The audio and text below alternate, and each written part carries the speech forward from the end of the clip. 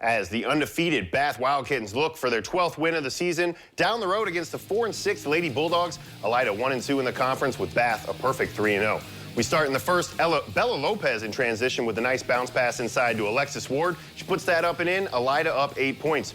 On the other end, watch Rachel Clark with a long half-court pass to Claire Faust, wide open under the hoop. Easy lay-in for Bath. They trail by 6.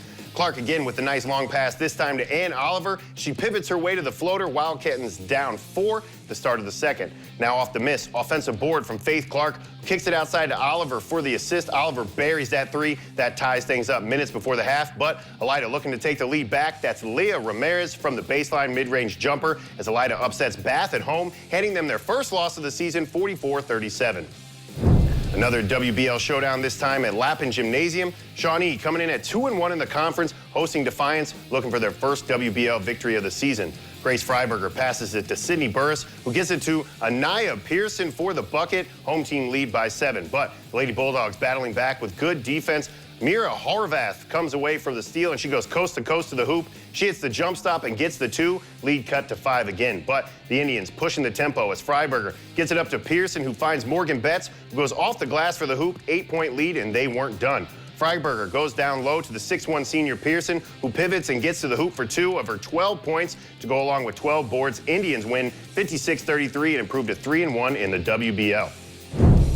Staying in the WBL as the Wapak Lady Skins host the Van Wert Lady Cougars. Van Wert looking for a road victory led by 2022 WBL first-teamer Sophie Hogg. Second half action as Wapak moves it around and avoids a near turnover. Elizabeth Good takes it to the rack for the score. 8-point lead for the Lady Skins, but Lady Cougars would spark a run off the rebound. Kyra Welch pushes it to Haug, who gets the bucket, and the foul. Free throw ties things up. We got a ball game, folks. Lady Skins turn now as good passes to Reagan Quarter over to Audrey Welch. She splashes that 3-ball. But again, Haug would attack the rim and get the bucket. Count that baby and the foul. Van Wert wins this one 48-39. At Bob Segerson Court, a non-conference showdown between the impressive 10-1 Lady Cats from Jefferson taking on the 4-win Lady Thunderbirds. Picking up the action in the third, Gwen Tiemann gets the rock in the corner, and she dishes it inside to Lauren French, who muscles her way for the lay-in. Road team adds to their lead. Now on the other end, Olivia Stolley drives her way to the hoop and gets that one-hander to bank off the glass. Lady T-Birds trying to fight back. Then Kirsten Moore misses the shot from downtown, but Rylan Marcus is there for the cleanup to get the board and the bucket. Lady Cats rolling in this one. Then Bridget Mulcahy takes it from the top of the perimeter all the way to the basket, stops for the pull-up jumper. Home team still trailing, though. Then off the inbound, Marcus signs, seals, and delivers the game in the books for Jefferson. Lady Cats roll on the road 53-13. Now over at Lima Gymnasium down the road, some traction for you with a conference matchup between the Whitmer Lady Panthers, boasted a 4-1 track record facing the Lady Spartans, looking for their second conference win. Tiana Spivey gets out of the double team and catches Ariana Engberg on the way to the hoop to get the bucket. Home team down by 5 in the first. Off the miss, Amaya Coleman with the offensive board and score. Lady Spartans down by 8 now.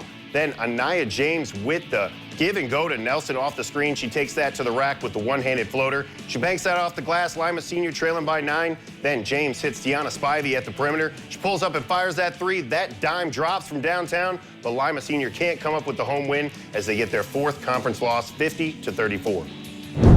Now, how about some action at the Vatican? Lady Blue Jays hosting the Indians of Fort Recovery. DSJ's Emma Will came into the night leading the MAC in steals with 34, averaging just under 10 a game.